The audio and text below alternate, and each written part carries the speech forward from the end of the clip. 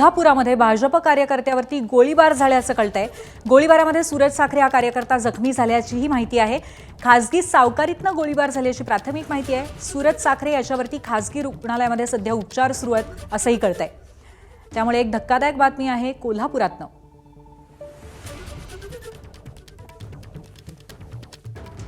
कोल्हापुरातील नवीन वाशी नाका या परिसरामध्ये सूरज साखरे नावाच्या तरुणावरती गोळीबार झाल्याने सध्या आपण त्याच ठिकाणी आपण बघतोय की पोलिसांचा मोठा बंदोबस्त आहे तो देखील तैनात केलेला आहे आणि याच ठिकाणी 2 राऊंड आहेत ते सूरज साखरे याच्यावरती फायर करण्यात आलेले आहेत आणि त्यानंतर पोलिसांचा मोठा बंदोबस्त आहे तो देखील पाहायला मिळतोय। पोलीस आहेत ते या सगळ्या गोष्टीचा तपास आहे ते करताना आपल्याला पाहायला मिळत आहेत। खरं तर ही घटना काही मिनिटांपूर्वी घडलेली आहे आणि याच्यात ते प्रत्यक्षदर्शी आपल्यासोबत आहेत। काय नेमकं घडलं होतं दादा त्यावेळी सांगा मला। काय माहित नाही, ते सूरज साखरे साहेब इथं आले होते आणि तिकडून काय 2 जण गाडीवरून आले, डायरेक्ट त्यांनी फायर केली आणि गेले। तुम्ही कुठल्या बाजूने आले होते? इकडून आले होते मेन रोडनं।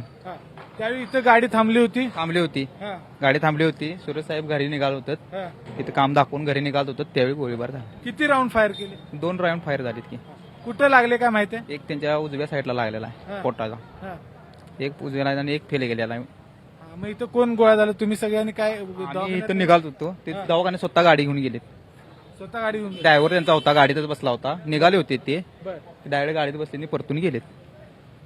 तर आपण बघितलं की याच ठिकाणी सूरज साखरे गाडी लावली होती आणि 2 तरुण आहेत ते पूर्वेकडच्या दिशेने या ठिकाणी आले आणि त्यांनी या ठिकाणी गोळीबार आहे तो केला। एक गोळी आहे ती या सूरज साखरे यांच्या पोटामध्ये लागली आणि दुसरी गोळी आहे ती फेल गेली। अशा